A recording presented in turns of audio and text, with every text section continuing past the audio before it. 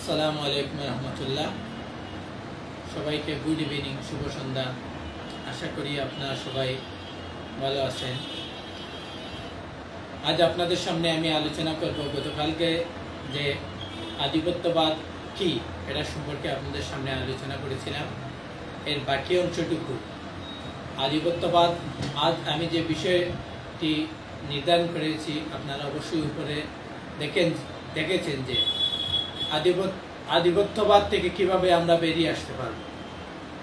অবশ্যই আমাদের সবার এই বিষয়টা জানা উচিত, কিভাবে আমরা আধিপত্যবাদ থেকে আমরা বেরিয়ে আসতে পারব এবং কিভাবে আসতে পারব এবং বর্তমান আধিপত্যবাদ কিভাবে বিরাজমান করছে আমরা অবশ্যই সকল বিষয় জানবো এবং জানার চেষ্টা করব এবং বিভিন্ন জার্নালিস্ট বলেন, বিভিন্ন গবেষক, লেখক, গুরুজনের বিভিন্ন ইতিহাস থেকে আপনারা এই আধিপত্যবাদ সম্পর্কে জানবেন এবং বর্তমান চলমান আধিপত্যবাদ সম্পর্কেও জানার চেষ্টা করবেন।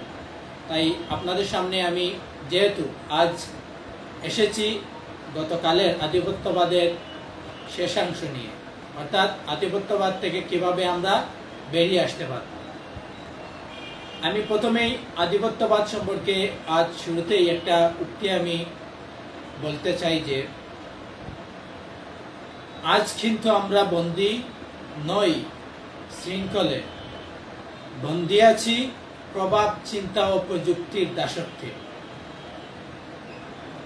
নাম বদলেছে কিন্তু আধিপত্য আজও বেঁচে আছে। এই হলো আমাদের মুক্তির ঘোষণা, আধিপত্যের বিরুদ্ধে এক চেতনার বিপ্লব। আমি এই বাক্যের প্রথমাংশ আবারও আপনাদেরকে বলছি, আজ আমরা বন্দী, আজকে আমরা বন্দী কিংবা বন্দী নই, এই কথার ছন্দটাই। আজ আমরা বন্দী নই শৃঙ্খলে, বন্দী আছি প্রভাব, চিন্তা, প্রযুক্তির দাসত্বে। আমরা কি এগুলা থেকে আদৌ মুক্ত হতে পারবো? এটা নিয়ে আজকের এই আলোচনা। আজকের আলোচনার প্রথমেই আমি বাংলাদেশের একজন বিখ্যাত কবি ফরুক আহমেদের কালজয়ী কবিতার লাইন দিয়ে আমি শুরু করব। তোরা চাসনে কিছু কারো কাছে, উদার মহান রব্বুল আলমিনের মদত ছাড়া, তোরা পরের উপর ভরসা ছেড়ে নিজের পায়ে দাঁড়া। অবশ্যই আমরা এই কথাটা যদি উপলব্ধি করতে পারি, আমরা এই কথাটি যদি অনুধাবন করতে পারি, এই কথাটা থেকে যদি আমরা সম্পূর্ণ শিক্ষা অর্জন করতে পারি, তাহলে অবশ্যই আমরা আধিপত্যবাদের দাসত্ব থেকে আমরা মুক্ত হতে পারবো এবং আধিপত্যবাদের শিকল অবশ্যই আমরা ভেঙে দিতে পারবো। তাহলে আধিপত্যবাদ থেকে আমরা কিভাবে বেরিয়ে আসতে পারবো? এটা কিন্তু শুধু রাজনৈতিক কোনো কিছু নয়, বুদ্ধিভিত্তিক, সাংস্কৃতিক ও অর্থনৈতিক প্রশ্ন। বিশেষ করে আপনাদের সামনে যে আজকে ৬টি অর্থাৎ টোটাল ১২টি পয়েন্ট নিয়ে আপনাদের সামনে আলোচনা করব। এই 12টি পয়েন্টের মধ্যে মূল যে পয়েন্ট ৬টি রয়েছে, আমাদের এই যে আধিপত্যবাদ ভাঙতে আমি যেই আজ ৬টি পয়েন্ট নির্ধারণ করেছি, যে প্রথম ৬টি পয়েন্ট নির্ধারণ করেছি যে আধিপত্যবাদ কিভাবে আমরা ভাঙতে পারবো। এর ১ নাম্বার হচ্ছে আমাদের পরিপূর্ণ ঈমান, আস্থা, বিশ্বাস আনতে হবে।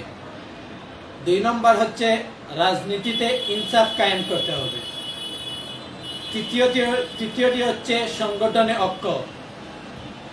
চতুর্থটি হচ্ছে শিক্ষায় সচেতনতা, ইসলামিক শিক্ষা। পঞ্চমটি হচ্ছে অর্থনৈতিক স্বনির্ভরতা। ষষ্ঠটি হচ্ছে চিন্তায় স্বাধীনতা। আমরা যদি, আমি আশা করি আমার যে প্রথম যে ৬টি পয়েন্ট আপনাদেরকে বলছি, অবশ্যই এর ঊর্ধ্বেও আরো বহু পয়েন্ট যুক্ত বিভিন্ন বিশ্লেষক, বিভিন্ন লেখক, গবেষক, শিক্ষাবিদ, গুরুজনেরা বলতে পারেন। তবে আমি এই ৬টি পয়েন্ট আপনাদের সামনে আমি বলবো। এর পাশাপাশি আরো সর্বশেষে আরো ৬টি পয়েন্ট যোগ করে এই কিভাবে আধিপত্যের শিকল আমরা ভাঙতে পারবো, এই 6টি পয়েন্ট নিয়ে আমি শেষ করব। প্রথমেই আমি এই আধিপত্যবাদ থেকে আমরা কিভাবে বেরিয়ে আসতে পারবো, এই 6টি পয়েন্টের মধ্যেই আমি আপনাদেরকে প্রথমেই বলেছি মহান রব্বুল আলামিনের প্রতি আস্থা ও বিশ্বাস তথা ঈমান, দ্বিতীয়টি হচ্ছে রাজনীতিতে ইনসাফ, তৃতীয়টি হচ্ছে সংগঠনে ঐক্য, চতুর্থটি হচ্ছে শিক্ষায় সচেতনতা, পঞ্চমটি হচ্ছে অর্থনীতি স্বনির্ভরতা, ষষ্ঠ হচ্ছে চিন্তায় স্বাধীনতা। এখন আমি শেষাংশ দিয়ে শুরু করব, যেহেতু সর্বশেষ বলেছি চিন্তায় স্বাধীনতা। আসলে এই চিন্তায় স্বাধীনতা কি বা চিন্তায় স্বাধীনতা অর্জন কিভাবে সম্ভব? প্রথমত মুক্তি আসবে মনের দাসত্ব ভাঙা থেকে। এই চিন্তা স্বাধীনতা অর্জনে প্রথম মুক্তি আসবে মনের দাসত্ব ভাঙা থেকে। বিদেশি শিক্ষা হোক কিংবা বিদেশি মিডিয়াও হোক কিংবা সংস্কৃতি আমাদের চিন্তাকে যদি নিয়ন্ত্রণ করে, তাহলে শারীরিক স্বাধীনতাও আমাদের কাছে অর্থহীন। তাই দরকার নিজস্ব চিন্তা, ইতিহাস ও মূল্যবোধে বিশ্বাস ফিরিয়ে আনা। এটাই হচ্ছে চিন্তা স্বাধীনতার অর্জন। দ্বিতীয়টি হচ্ছে অর্থনৈতিক স্বনির্ভরতা। আসলে আধিপত্যবাদ টিকে থাকে অর্থনৈতিক নির্ভরতার উপর। আপনারা অবশ্যই জানেন অর্থ এমন একটা জিনিস, যে কোনো কিছুতেই অর্থ কিংবা টাকা লাগে। সর্বনিম্ন থেকে সর্বোচ্চ, আপনি যদি পারমাণবিক বোম যদি আপনি কারোর সাথে আপনি ডিল করতে যান, চুক্তি করতে যান, অবশ্যই আপনার টাকার প্রয়োজন। কিংবা আপনি যদি একটি আমার মতো মধ্যস্থ কিংবা ছোট ফ্যামিলি বসবাস করেন, তাহলে অবশ্যই আপনার পরিবার চালানোর জন্য অবশ্যই আপনার টাকার প্রয়োজন। ঠিক তদ্রূপ একটি অর্থনৈতিক স্বনির্ভরতার উপরেই একটি আধিপত্যবাদ টিকে থাকে। আমাদের পণ্য, খাদ্য কিংবা প্রযুক্তি, এমনকি ঋণের জন্য যদি অন্য দেশের মুখাপেক্ষী হতে হয়, তবে তারা আমাদের প্রভাব খাটাবে, এটা অবশ্যই আপনারা জানেন। তাই আমরা অবশ্যই কৃষি, শিল্প কিংবা প্রযুক্তি সর্বক্ষেত্রেই আমরা গভীর মনোযোগ দিব। তৃতীয়টি বিষয়টি শিক্ষা ও সচেতনতা। শিক্ষা ও সচেতনতা এর একটি উক্তি হচ্ছে, অজ্ঞান জাতি স্বাধীন হতে পারে না। সেটা আপনারা তো অবশ্যই জানেন। অজ্ঞান জাতি স্বাধীন হতে পারে না, এটাই শিক্ষা ও সচেতনতার প্রথম মূল মোটিভ। এমন শিক্ষা দরকার যা মানুষকে সচেতন করে দেয়, দেশপ্রেমিক ও বাস্তবমুখী করে তোলে। আপনি যদি শিক্ষায় সচেতন না হন, তাই তো অজ্ঞান জাতি স্বাধীন হতে পারে না। শিক্ষার কারণে, এই সচেতনতার কারণে এই শিক্ষা দরকার যা মানুষকে সচেতন একটি জাতি, একটি দেশপ্রেমিক, একটি বাস্তবমুখী সমাজে, পরিবারে কিংবা রাষ্ট্রে গড়ে তোলে। কেবল চাকরি প্রার্থী নয়, আপনি যে শিক্ষায় সচেতন হয়েছেন বলেই আপনি আজ বিসিএস ক্যাডার কিংবা প্রধান উপদেষ্টা কিংবা নোবেল বিজয়ী কিংবা বিশ্বের সর্বশক্তিধর রাষ্ট্র, আপনি আমেরিকার প্রেসিডেন্ট ডোনাল্ড ট্রাম্পের মতো হয়ে যাবেন শিক্ষা ও সচেতনতা দিয়ে। দন্য কখনো নয়। আপনার মধ্যে সর্বসময় আপনার মধ্যে দেশপ্রেম, সচেতনতা এবং শিক্ষা, ঐক্য, ইনসাফ সর্বসময় আপনার কাছে প্রয়োজন।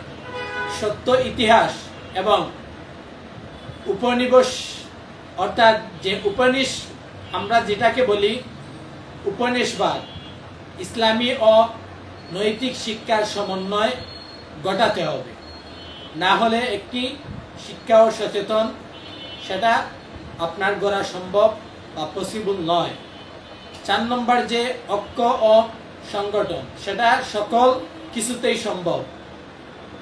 আপনি যদি একটা ঐক্য করতে পারেন, আপনি ঐক্যের কোনো বিকল্প নেই। একটু আগে আমি আপনাদেরকে বলেছি যে টাকা এমন একটা জিনিস, একটা ছোট ফ্যামিলি থেকে আপনি শুরু করে একবারে সর্বোচ্চ পদস্থ একটি দেশ পরিচালনা করার জন্য টাকা প্রয়োজন। ঠিক তদ্রূপ ঐক্য এমন একটা জিনিস, আপনি একটা ফ্যামিলি থেকে শুরু করে একটি মহাদেশ পর্যন্ত আপনি অবশ্যই, যদি আপনার দল, আপনার দলের মধ্যে আপনার পারপার্শ্বিকতা সকল কিছুর মধ্যে যদি ঐক্য যদি না থাকে, তাহলে কোনো কিছুই করা আদৌ সম্ভব নয়।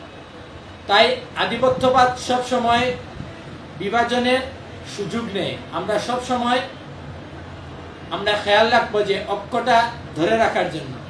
তাই ধর্ম, জাতি, দল, মত নির্বিশেষে এসবের ঊর্ধ্বে জাতীয় ঐক্য, একমুখী নেতৃত্ব গড়ে তোলা নয়।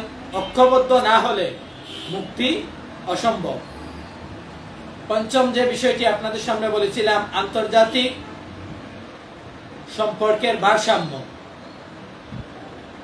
হয় পূর্ব না হয় পশ্চিম, এমনই নীতি দরকার, তাই তো?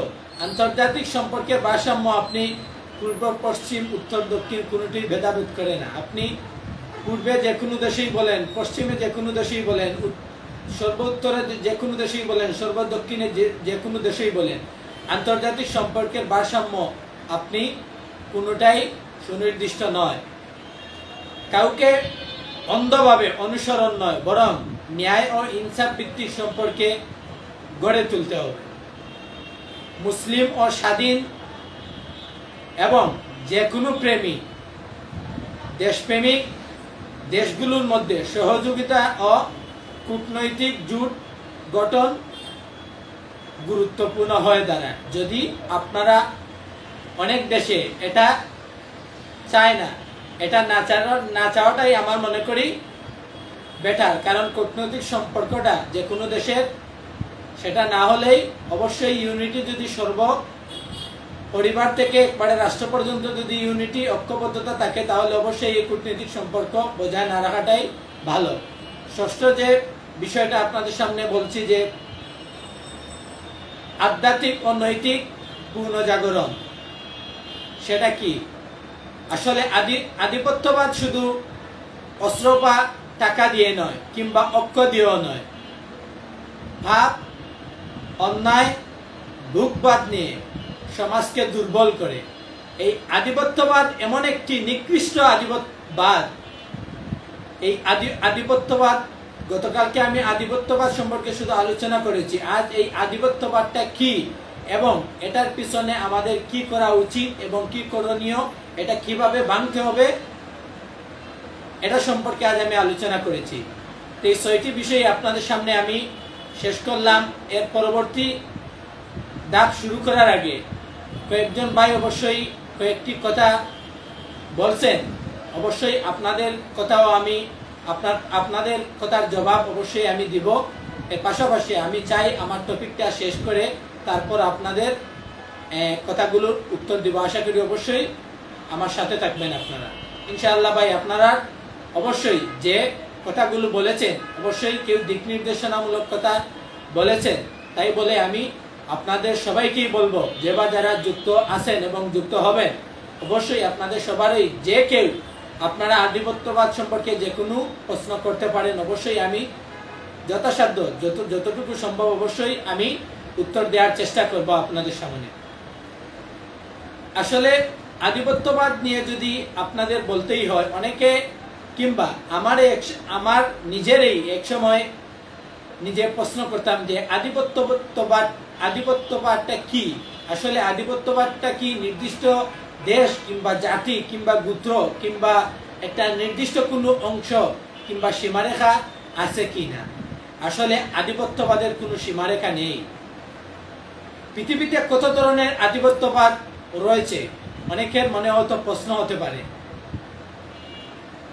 আধিপত্যবাদ আসলে সীমাবদ্ধতা নয়, এটা একটি নয়, এটি বিভিন্ন আধিপত্যবাদ যে কোনো দেশে বিরাজ করতে পারে। সেটা আমার আপনার সুনজর সব সময় যাতে আমি আপনি সর্বসময় আমরা কোন আধিপত্যে বিরাজ করছি নাকি আমরা সঠিক দেশপ্রেমে বিরাজ করছি, আমরা সর্বসময় এই বিষয়টা সবসময় খেয়াল রাখবো। আমরা কখনো কোনো আধিপত্যবাদ বিরাজ করতে কোনো দেশেই কখনো আমরা দিব না, বিকজ যে কোনো দেশেই বাসিন্দা হতে পারে। এই আধিপত্যবাদ হচ্ছে একটি নিকৃষ্টবাদ। এই আধিপত্যবাদ অর্থনীতি বলেন, রাজনীতি বলেন, সংস্কৃতি বলেন কিংবা জ্ঞানিক কাঠামো অঙ্গীকারই বলেন কিংবা সামরিক শক্তি বলেন, সবখানেই এর প্রভাব রয়েছে। অর্থাৎ আধিপত্যবাদ কায়েম করার জন্য যেই মূল বিষয় 6টি, যে অর্থনীতিতে তারা আধিপত্যবাদ বিরাজ করে একটা দেশকে উশৃঙ্খলতা করার জন্য, একটা দেশকে উশৃঙ্খলতা করার জন্য রাজনীতি, সংস্কৃতি, যে কোনো ধরনের জ্ঞানময় কাঠামোতে, সামরিক শক্তি, সবখানেই এর প্রভাব রয়েছে। একজন ভাই বলেছেন যে এই আধিপত্যবাদ সম্পর্কে, ভাই আপনি যে বলতেছেন যে আধিপত্যবাদ, সেই আধিপত্যবাদ তো সবাই জানে। আসলে আধিপত্যবাদটা কি আমরা সবাই জানি? যদি আমরা সবাই আধিপত্যবাদ যদি জানতাম তাহলে অবশ্যই আজ আমরা আমেরিকার দাসত্বে লিপ্ত হতাম না। আজ যদি আমরা আধিপত্যবাদ জানতাম তাহলে ইন্ডিয়ার, ভারতের দাসত্বে লিপ্ত হতাম না। আজ যদি আমরা আধিপত্যবাদ জানতাম আজ আমরা উত্তর কোরিয়ার মতন দেশ হতাম না। আজ আধিপত্যবাদ আমরা জানি না বলেই আমার দেশে আমেরিকান বলেন, ইন্ডিয়ানই বলেন কিংবা যে কোনো দেশেরই বলেন, সর্ব আধিপত্যবাদ আমার দেশে বিরাজমান। এই আধিপত্যবাদ ঠেকাতে আমাদের অবশ্যই সবসময় সর্বসময় দেশপ্রেম নিয়ে কাজ করতে হবে। তাহলে আমি আপনাদের সামনে প্রথমেই যে 6টি পয়েন্ট আমি বলেছি, আর বর্তমান যে আধিপত্যবাদ ঠেকাতে যে মেইন 6টি পয়েন্ট আপনাদের বলবো, যে আধিপত্যবাদ ঠেকাতে যে 6টি বিষয়ের উপর আপনি নজর দিতে হবে। এই 6টি বিষয়, এর মধ্যে প্রথমটি হচ্ছে রাজনৈতিক আধিপত্যবাদ। রাজনৈতিক আধিপত্যবাদ আমার আপনার দেশে এমন একটা পর্যায়ে গিয়েছে যে সেটা কেউ রাজনীতির মধ্যে আমেরিকার বিভিন্ন বিষয় এড করেছে, কেউ ইন্ডিয়ার বিষয় এড করেছে, কেউ আরো বিভিন্ন নানান দেশের বিভিন্ন কিছু পাশ্চাত্যের কালচার এড করেছে।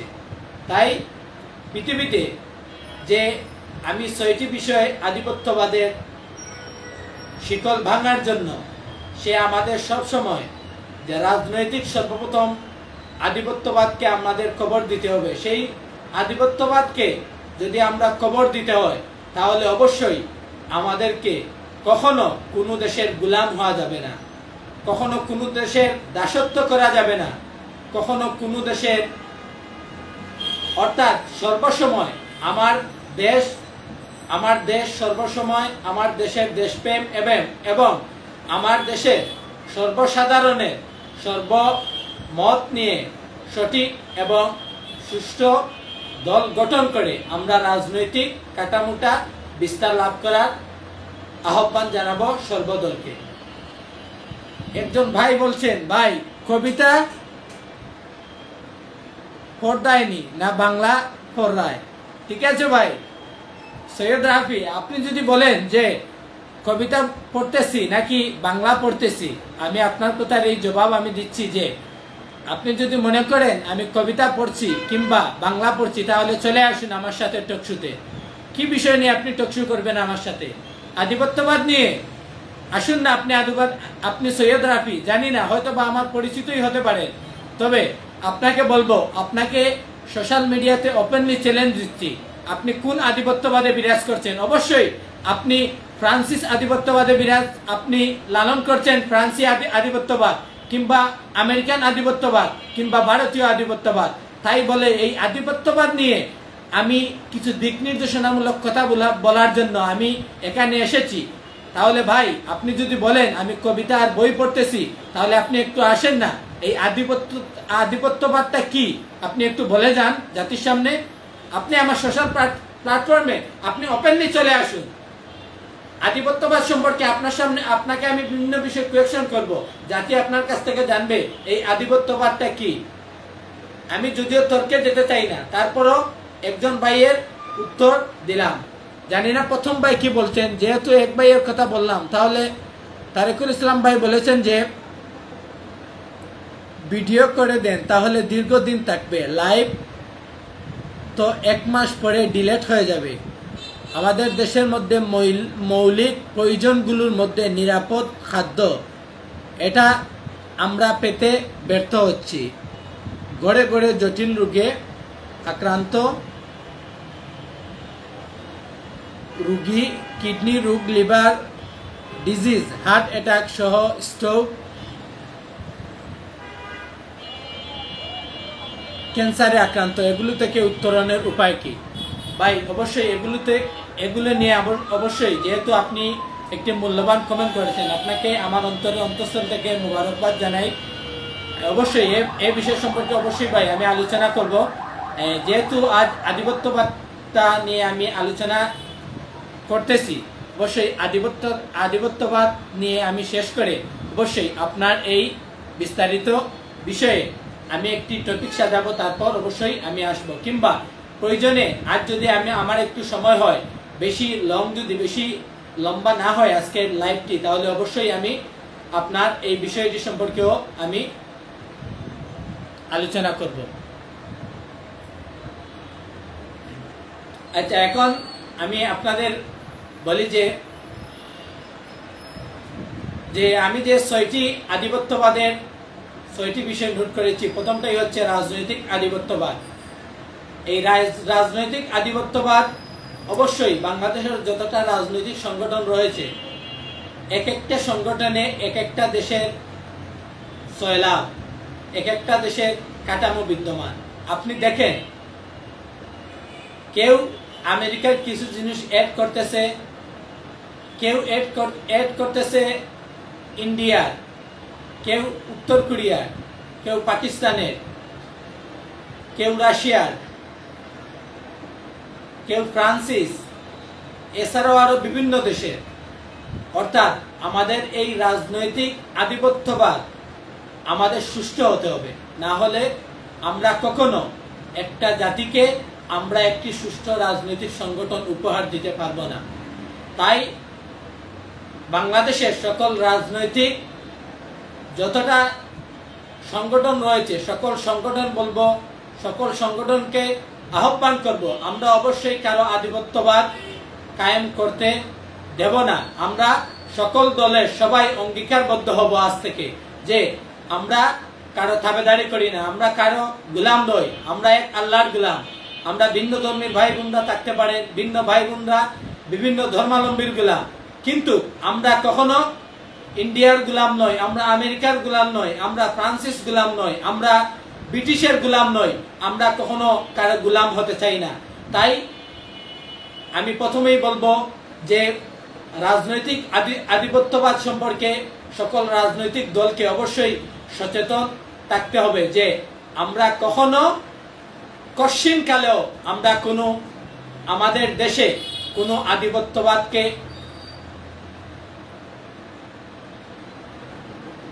নেটওয়ার্কে হয়তো একটু সমস্যা করতেছে।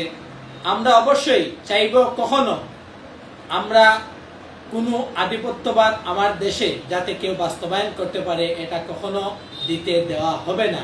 আমরা সকল রাজনৈতিক দলের এই অঙ্গীকার থাকবে।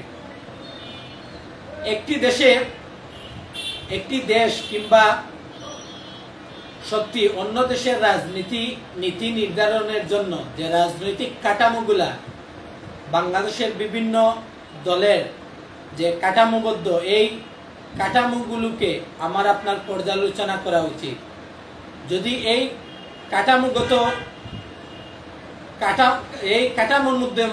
কাঠামোর মধ্যে যদি আমরা যে বিভিন্ন পাশ্চাত্যবাদের আধিপত্যবাদের বিভিন্ন কিছু যদি আমরা থেকে থাকে, তাহলে অবশ্যই আমরা চাইব এগুলো নিয়ে বিরত থাকা, যাতে আমরা এগুলো জাতির কাছে আমরা বাংলাদেশ, আমরা বাঙালি, আমরা দেশপ্রেমিক হিসাবে আমরা উপহার দিতে পারি।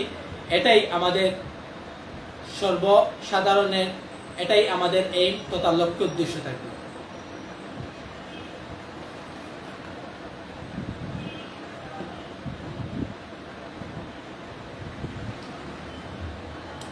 রাজনৈতিক আধিপত্যবাদ একটি দেশ বা শক্তি অন্য দেশের রাজনীতির নীতি নির্ধারণ কিন্তু নিয়ন্ত্রণ করে।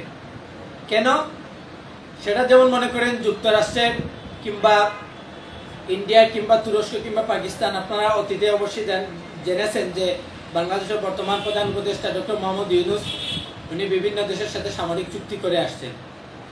এই ধরনের বিভিন্ন, বিশেষ করে আমি উদাহরণ দিলাম তো আপনাদের সামনে, যে ভারত বলেন, পাকিস্তান বলেন, তুরস্ক বলেন, উত্তর কোরিয়া বলেন, বিভিন্ন দেশের যে নীতি নির্ধারণ নিয়ন্ত্রণের জন্য যে বিভিন্ন দেশে এই আমাদের চুক্তি হতে পারে, কিন্তু এই বিভিন্ন দেশের প্রভাব বিস্তার আমাদের দেশে যাতে না হয় সেটা আমাদের নজর দিতে হবে। যেমন মনে করেন উপনিবেশিক শাসন যারা উপনিবেশিক যখন সময় যে ব্রিটিশ শাসনের যুগে ছিল, জাতিসংঘ কিংবা বিশ্ব ব্যাংকের মাধ্যমে পরোক্ষ রাজনৈতিক চাপ বিভিন্ন দেশে প্রয়োগ হয়ে থাকে। যেমন যারা অবশ্যই অর্থাৎ কলেজ পর্যায় থেকে আমরা অবশ্যই সবাই একটা মনে করেন একটা কাঠামোই অর্থাৎ একটা অধ্যায় পেয়ে যায় যে অর্থাৎ উপনিবেশিক শাসন। এই উপনিবেশিক শাসন থেকে আমরা কিভাবে শোষণ পরিণত করতে পারি সেটা আমাদের খেয়াল রাখতে হবে। সেটাই উপনিবেশিক যুগে ব্রিটিশ শাসন কিংবা জাতিসংঘ বা বিশ্ব ব্যাংকের মাধ্যমে পরোক্ষ রাজনৈতিক চাপ আসে যে কোনো দেশে, যখন সময় একটি রাজনৈতিক আধিপত্য বিরাজ না করে।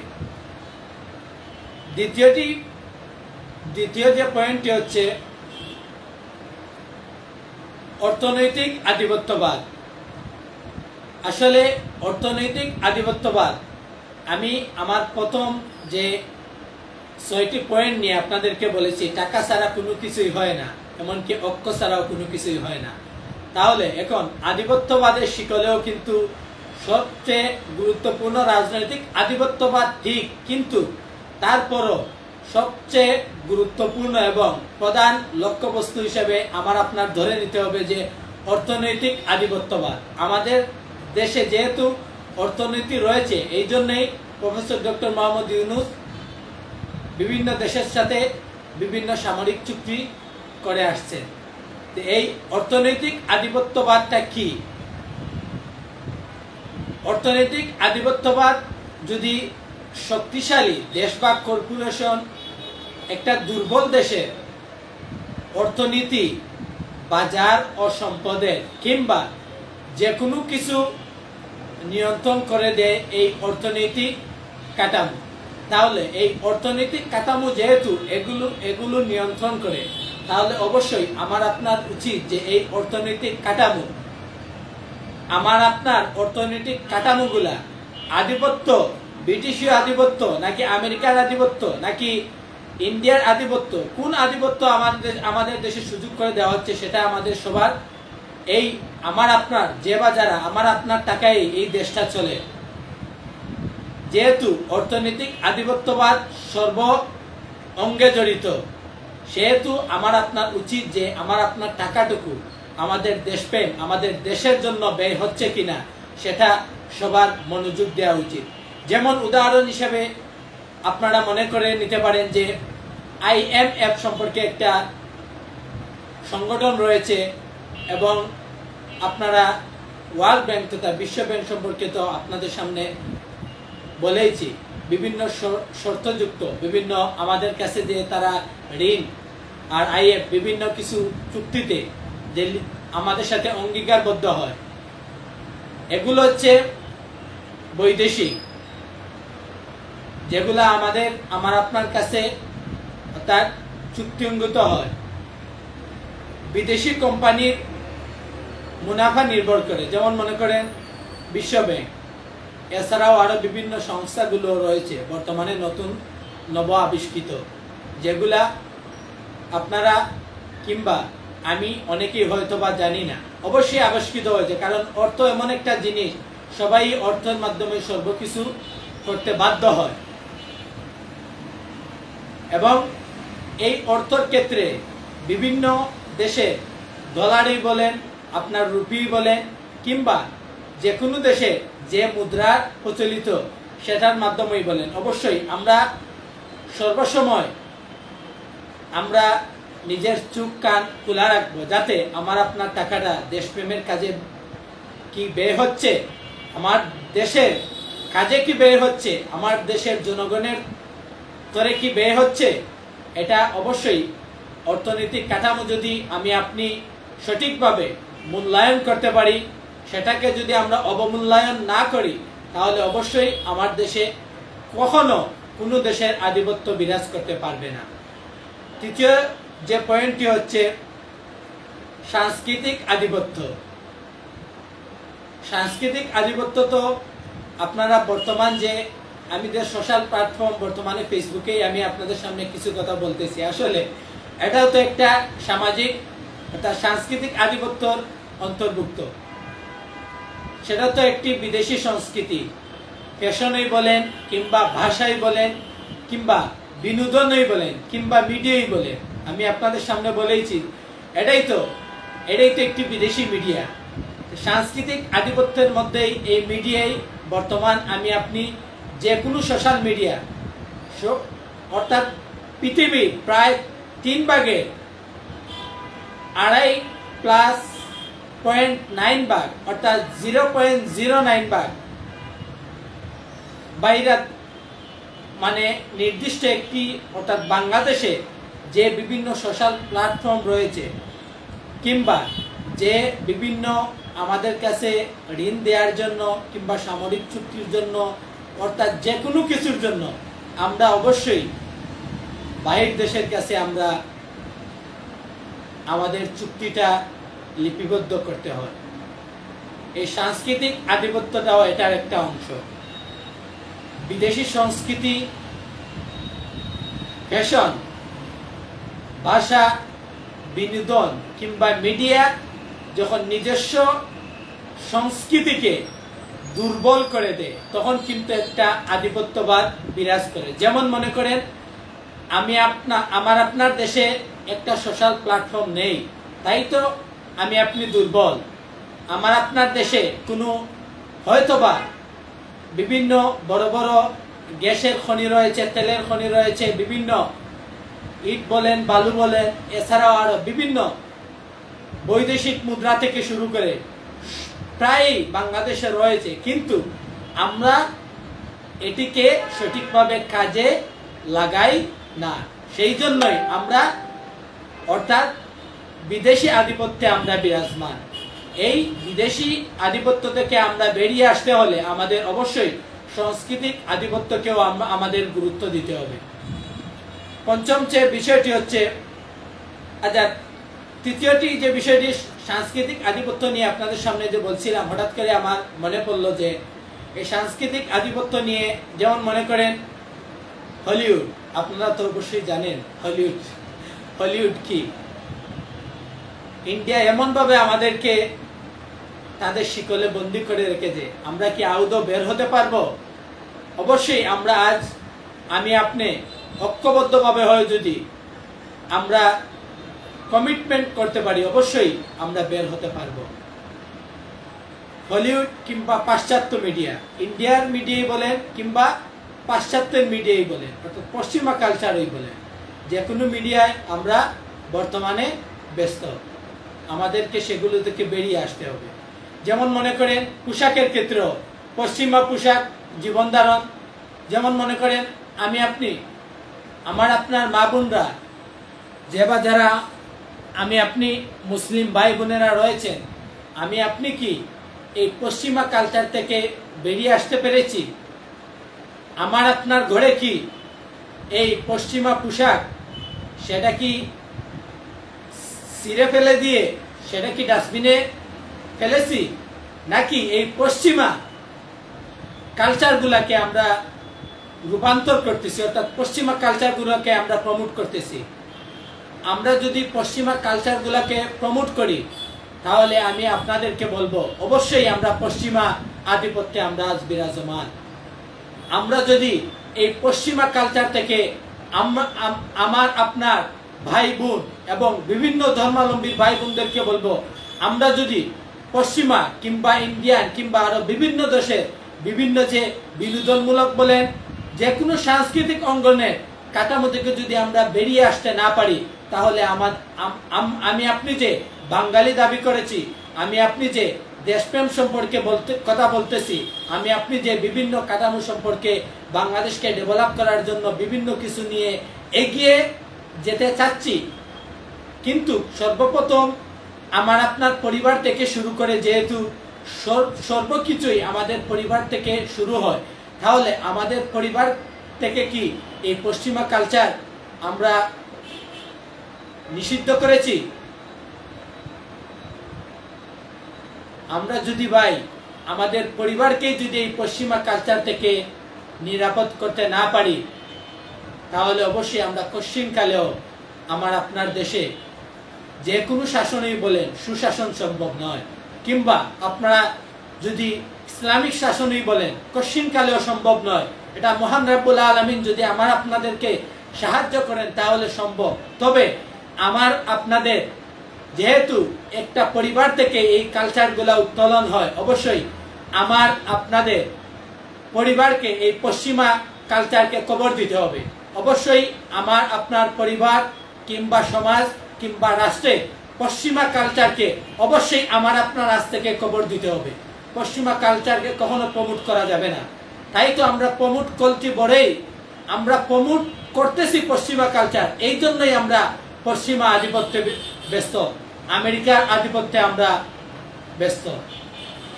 তাহলে আধিপত্যবাদ সম্পর্কে আমরা এই আমেরিকান আধিপত্যবাদ, হলিউড সম্পর্কে যদি আপনারা বলেন বিভিন্ন সিনেমা, আমরা ইন্ডিয়ান আধিপত্যবাদ, এই আধিপত্যবাদে আমরা নিম্নজিৎ। আমরা যদি ভাই ও বোন আমরা যদি সবাই সচেতন হই যে এই বিভিন্ন দেশের কালচার থেকে কিভাবে আমি আমার পরিবার, আমার সমাজ, আমার রাষ্ট্রকে যদি আমি আপনি নিরাপদ করতে পারি তাহলে অবশ্যই আমাদের দেশে একটি সুসাংস্কৃতিক আধিপত্য বিরাজ করতে পারবে এবং এটির মাধ্যমেই একটি বিপ্লব সম্ভব এবং এটির মাধ্যমেই আমার আপনার একটি সুশাসন সম্ভব এবং এটির মাধ্যমেই একটি রাষ্ট্র, ইসলামিক রাষ্ট্র গঠন করা সম্ভব। চতুর্থ বিষয়টি আপনাদের সামনে বলবো যে সামরিক আধিপত্য।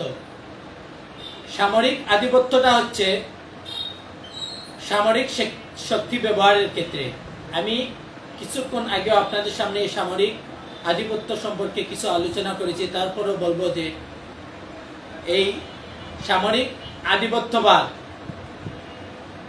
এটা এমনভাবে যে কোনো দেশেই সামরিক শক্তি ব্যবহার করে অন্য দেশকে নিয়ন্ত্রণ বা ভয় দেখানো, অর্থাৎ সামরিক আধিপত্য যখন আমার আপনার ভিন্ন দেশের কাছে চলে যায় তখন সময় আমি আপনি যখন আজ যেভাবে আমি আপনি কিংবা বাংলাদেশের বিভিন্ন যে বা যারা দেশপ্রেমিক বলে দাবি করছে, দেশপ্রেম সম্পর্কে কথা বলতেছেন, আমি আপনি ভাই ইন্ডিয়ার দাসত্বে নিম্নজিৎ, আমি আপনি পশ্চিমা কালচারে নিম্নজিৎ, আমি আপনি বিভিন্ন কালচারে নিম্নজিৎ, তাই তো আমাদের দেশে কেন বিভিন্ন দেশের হুমকি দামকির মুখোমুখি হতে হবে?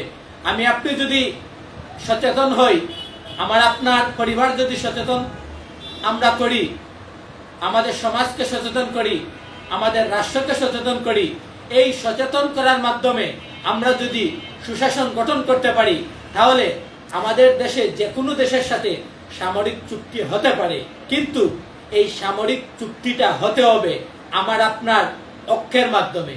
সেই ঐক্যটার মধ্যে এটাই সবচেয়ে বেশি বিরাজমান, যেটা যেমন মনে করেন উদাহরণস্বরূপ যদি নেটো সম্পর্কে আপনারা অবশ্যই অনেকের ধারণা রয়েছে।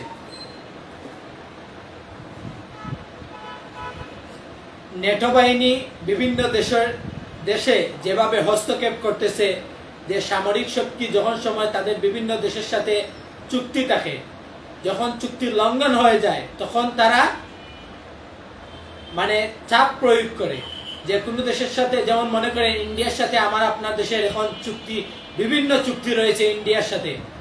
আদানি বিদ্যুৎ চুক্তি সবচেয়ে বড়। এখনো আমরা ভাই এই আদানি বিদ্যুৎ চুক্তি 1 টাকা থেকে, আমরা যদি 1 টাকার বিদ্যুৎ যদি 10 টাকা ভারত থেকে কিনতে হয়, তাহলে কি আমরা ভারতের আধিপত্য আমরা বিরাজ করছি না? কেন আমরা ভারতের দাস হব? কেন আমরা ভারতের গোলাম হব? আমরা অবশ্যই আমরা যে কোনো দেশের সাথে সামরিক যদি আমরা চুক্তি করতে যাই, তাহলে অবশ্যই আমাদের ব্যাকগ্রাউন্ডের দিকে তাকাতে হবে।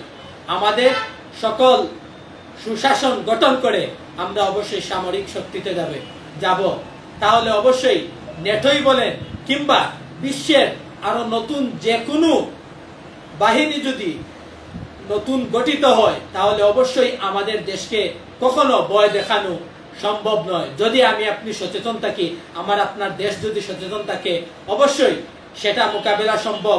সেটা মধ্যপ্রাচ্যই হোক কিংবা আমেরিকাই হোক কিংবা ইন্ডিয়ার অর্থাৎ ভারতীয় আধিপত্যই হোক, অবশ্যই আমাদের মোকাবেলা করা সম্ভব।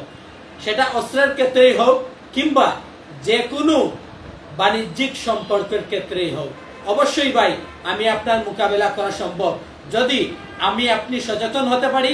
আমার পরিবার, সমাজ এবং রাষ্ট্রকে যদি একটি সুশাসন রাষ্ট্র হিসেবে কাঠামো গঠন করতে পারি, তাহলে অবশ্যই সম্ভব। পঞ্চম যে বিষয়টি হচ্ছে বুদ্ধিভিত্তিক অর্থাৎ জ্ঞানগত আধিপত্যবাদ।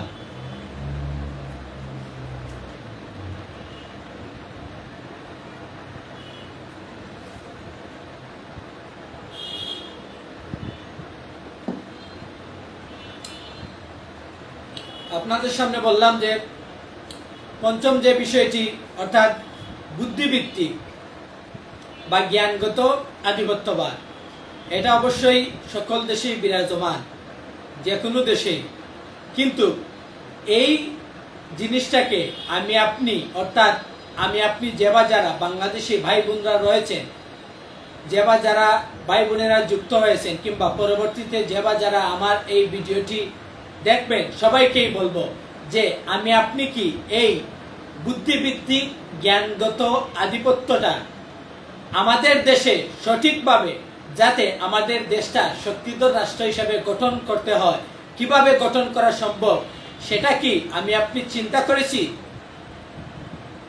আমি আপনি যদি সেটা সঠিকভাবে চিন্তা না করি, তাহলে আমি আপনি দিন শেষে ব্যর্থ হবে ভাই কিংবা বোন, কিংবা রাষ্ট্রের উচ্চ পদস্থ প্রধান উপদেষ্টাই বলেন কিংবা যে কোনো উপদেষ্টা মন্ডলী বলেন। একটা রাষ্ট্রকে অবশ্যই বুদ্ধিভিত্তিক এই জ্ঞানের ভিত্তিতে অবশ্যই সর্ব বিষয়গুলা পর্যবেক্ষণ করতে হবে যে এই বিষয়গুলা কি আদৌ সঠিক হচ্ছে কিনা, সঠিকভাবে জ্ঞানের ভিত্তিতে। অর্থাৎ সুশাসন, ন্যায়ভিত্তিক ইনসাফ কায়েম করার জন্য আমার আপনার এটাকে মনোযোগ দিতে হবে। যেমন মনে করেন সেটা হতে পারে গবেষণার ক্ষেত্রে, যেমন মনে করেন পারমাণবিক বোমা হয়তো ভিন্ন দেশে আবিষ্কার করতে পারে, কিন্তু আমার দেশ কি পারমাণবিক বোমা আবিষ্কার করতে পারবে না? কেন পারবে না? অবশ্যই সম্ভব। যদি আমার দেশে টেকনোলজি, আমার দেশের এডুকেশন, আমার দেশের সর্বকিছুতে যদি গুরুত্ব দেওয়া হয়, তাহলে অবশ্যই আমার দেশে বাইরে দেশের সাথে আমি আপনি কিংবা আমার দেশ চুক্তিবদ্ধ হবে কেন? আমার দেশের প্রধান উপদেষ্টা কিংবা প্রধানমন্ত্রী কেন বাইরে দেশের সাথে চুক্তিবদ্ধ হবে? যদি আমার দেশের ভাই বোনরা সঠিকভাবে আমার দেশে শিক্ষাঙ্গন, সর্বধরনের শিক্ষাঙ্গনে যদি আমার আপনার দেশে এটা বিরাজ লাভ করতে পারে, তাহলে অবশ্যই আমাদের দেশে পারমাণবিক বম কিংবা যে কোনো কিছুই আবিষ্কার করা সম্ভব। তাহলে অবশ্যই এই নিয়ে গবেষণা করা প্রয়োজন। যেহেতু গবেষণা করতে হবে, তাহলে আপনাদেরকে তো অবশ্যই বললাম যে এই গবেষণাটাই হতে হবে যে আমাদের দেশে এডুকেশন কি, আমাদের দেশে এডুকেশন কোন গতিতে চলছে, সেটাকে অবশ্যই সব সময় আমাদেরকে মনোযোগ দিতে হবে। রাষ্ট্রীয় পর্যায় থেকে আমি আপনি সবাই আমাদের দেশ কি সঠিক জ্ঞানে গুণান্বিত হচ্ছে, আমাদের দেশে কি আজ গবেষণা হচ্ছে, আমাদের দেশে কি বিভিন্ন মিডিয়া তৈরি হচ্ছে, আমাদের দেশে কি বিভিন্ন তথ্যের মাধ্যমে মানসিক নিয়ন্ত্রণ সৃষ্টি করতে পেরেছে। অবশ্যই আমার আপনার সেগুলা অবশ্যই চিন্তা চেতনার মাধ্যমে, জ্ঞান বিকাশের মাধ্যমে আমার আপনার ভিন্ন দেশে হয়তো বা এডুকেশনের জন্য আমি আপনি বাইরে দেশে যেতে পারি, তবে অবশ্যই আমরা আমাদের দেশকে প্রথমেই প্রাধান্য দিব। আমরা যে কোনো দেশে পড়ালেখার জন্য যেতেই পারি, কিন্তু পরবর্তীতে যেহেতু আমাদের যখন সময় একটা শিক্ষা কিন্তু শেষ হয় না, সব কিছুরই শুরু রয়েছে। অবশ্যই একটা শিক্ষা যখন সময় আমাদের দেশে বিভিন্ন ভাইয়েরা এডুকেশনের জন্য বিশেষ করে ইংল্যান্ড কিংবা আরো বিভিন্ন ইউরোপ কান্ট্রি কিংবা বিভিন্ন আমেরিকা কিংবা আরো বিভিন্ন মহাদেশও যান, তাদেরকে বলবো ভাই আপনাদের এই কোর্সগুলা শেষ করে বাংলাদেশে একটু সময় দিন। আমার দেশে তথ্য বিশ্লেষণ কতটুকু উন্নত হচ্ছে সেটা সম্পর্কে আপনারা একটু জ্ঞান আমাদেরকে দিন, আমাদের রাষ্ট্রকে দিন, আমাদের সমাজকে দিন, আমাদেরকে পরিবারকে দিন। তাহলে অবশ্যই আমাদের দেশ এই বুদ্ধিভিত্তিক যেই আপনাদের সামনে বললাম যে বুদ্ধিভিত্তিক আমাদের যে আধিপত্যবাদ কিভাবে আমাদের দেশে সুষ্ঠুভাবে সম্ভব, সেটা অবশ্যই আমাদের সঠিক জ্ঞানকে আমাদের দেশে প্রাধান্য দিতে হবে, তাহলে অবশ্যই সবকিছু সম্ভব। যেমন মনে করেন এখন যদি আমি আপনি এগুলা যদি মনোযোগ না দিই, তাহলে ক্ষতি কি হতে পারে। আপনারা দেখেছেন বর্তমানে আমি যে সোশ্যাল মিডিয়ায় ফেসবুকে আপনাদের সামনে কথা বলতেছি, এই সোশ্যাল প্ল্যাটফর্মটাই হচ্ছে বাইরে দেশে, এই সোশ্যাল প্ল্যাটফর্মটাই বাইরে দেশের একজন আবিষ্কার করছে। আমাদের দেশে যদি এই তথ্যগুলো, আমাদের দেশে এডুকেশন যদি ডেভেলপ হয়, আমার দেশের ভাই বোনেরা যদি সঠিকভাবে মূল্যায়ন পায়, তাহলে অবশ্যই আমাদের দেশে একটি তথ্য নির্ভরশীল দেশ গঠন করা সম্ভব। তাহলে অবশ্যই আমরা কখনো কোনো দেশের কাছে আমরা কখনো মাথা নত করতে হবে না।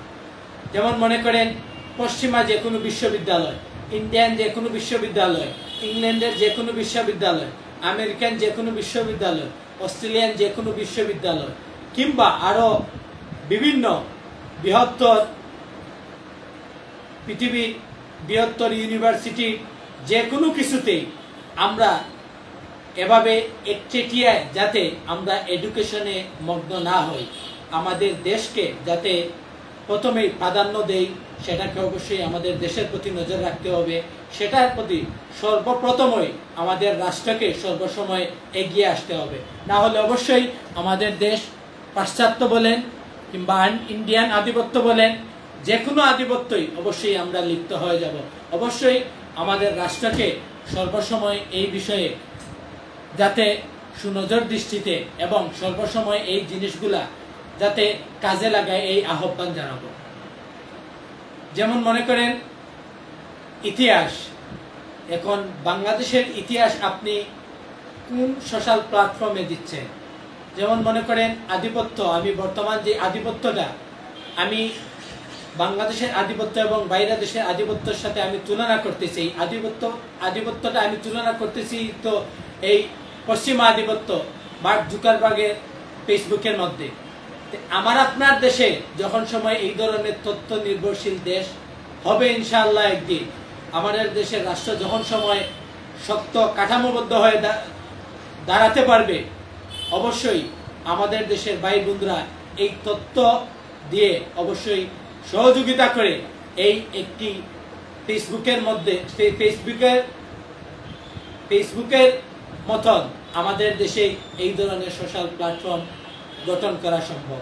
অবশ্যই, তাহলে অবশ্যই আমরা সত্য, যে আমি যে এই সত্যটুকু বলেছি, আমরা যে পশ্চিমা আধিপত্য থেকে আমরা বেরিয়ে আসতে হবে, ইন্ডিয়ান আধিপত্য থেকে আমাদের বেরিয়ে আসতে হবে, সেটা অবশ্যই আমার দেশের একটা সোশ্যাল প্ল্যাটফর্মের মাধ্যমে, যাতে এই সত্যটা পুরো বিশ্বের কাছে জানান দিতে চাই, আমার দেশের একটা সোশ্যাল প্ল্যাটফর্মের মাধ্যমে।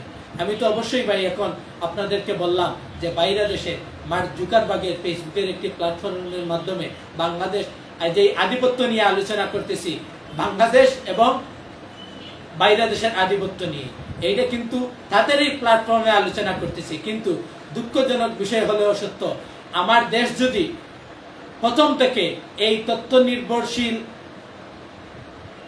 এটাতে যদি সবচেয়ে বেশি প্রাধান্য দিত, তাহলে এই ফেসবুকে আজ আমি আপনি কিংবা আমার আপনার প্রধান উপদেষ্টাই ফেসবুকে এসে কিংবা বিভিন্ন সোশ্যাল প্ল্যাটফর্মে এসে ভাষণ দিতে হতো না। আমার দেশে, আমার মিডিয়ায়, আমার দেশের মিডিয়াগুলোতেই ভাষণ আমার দেশের মিডিয়াগুলোতেই বক্তব্য দেওয়া হতো কিংবা ইতিহাস বলা যেত। কিন্তু দুঃখজনক হলেও সত্য, আমাদের দেশে কিছু মিডিয়া যদি বলতেই হয়, কিছু মিডিয়া ইন্ডিয়ার কাছে বিক্রি হয়ে গেছে, কিছু মিডিয়া আমেরিকার কাছে বিক্রি হয়ে গেছে, কিছু মিডিয়া আরো বিভিন্ন দেশের কাছে বিক্রি হয়ে গেছে। যেমন মনে করেন ডেইলি স্টার আপনারা ইন্ডিয়ার বলতে পারেন, প্রথম আলো তো বাঙালি, প্রথম আলো, কিংবা আরো বিভিন্ন, যেমন মনে করেন কালবেলার মতো এই গণমাধ্যম আপনার দেখবেন কালবেলা বিভিন্ন কিছু গুজব ছড়িয়েছে, বিভিন্ন কিছু রটিয়েছে। এই কালবেলা সম্পর্কে অনেক সাংবাদিক হয়তো বা আমার এই কথার মাধ্যমে কিংবা যারা পরবর্তীতে আমার এই ভিডিওটা দেখবেন হয়তো বা আমার সম্পর্কে বিভিন্ন সমালোচনা শুনতে পারেন। কিন্তু ভাই, আমি আপনি কি আমাদের মেধাটাকে কি কাজে লাগিয়েছি যে আমার আপনার মিডিয়া হতে হবে আমার দেশের মিডিয়া, আমার দেশের মতো পত্রিকা, আমার আপনার মিডিয়া হতে হবে যে কোনো যমুনা টিভি বলেন, যে কোনো টেলিভিশন, যে কোনো মিডিয়ায় আমার দেশের হতে হবে। সেটা প্রথম আলো, ডেইলি স্টার কিংবা কালবেলা কিংবা আরো বিভিন্ন সোশ্যাল প্ল্যাটফর্ম যারা ইন্ডিয়ার দালালি করতেছে, সেটাতে আমরা কখনো পা দিব না। আমরা চাইব অবশ্যই আমাদের দেশে একটা মিডিয়াতে সুষ্ঠু তদন্ত করে আমরা অবশ্যই আমাদের দেশে সর্ববিষয় বিশ্লেষণ করার জন্য, সর্ববিষয় তুলে ধরার জন্য, এটা যাতে আমাদের দেশে স্থায়ী থাকে। এই জন্য আমাদের দেশে কখনো এই পশ্চিমাই বলেন কিংবা ভারতীয় আধিপত্যবাদের কোনো মিডিয়াকে, আমি সকল ভাই বোনদেরকে বলবো এবং সকল বাঙালি দেশপ্রেমিক ভাই বোনদেরকে বলবো, আমরা কখনো পশ্চিমকালেও কখনো এই ধরনের বাইরে দেশের মিডিয়াদেরকে আমরা সুযোগ দিব না। যদি আমরা সুযোগ না দেই, আমার দেশের মিডিয়াগুলোকে যদি আমরা কাজে লাগাই, তাহলে অবশ্যই ভাই আমাদের দেশটাই হবে একদিন সুউচ্চ। ষষ্ঠ যে বিষয় বলে আপনাদের সামনে শেষ করব, ষষ্ঠ যে বিষয়টি হচ্ছে প্রযুক্তিগত আধিপত্যবাদ। এই প্রযুক্তিটাই তো আজ আমাদের কাছে কোন প্রযুক্তি রয়েছে ভাই কিংবা বোন? প্রযুক্তি, তথ্য প্রবাহ,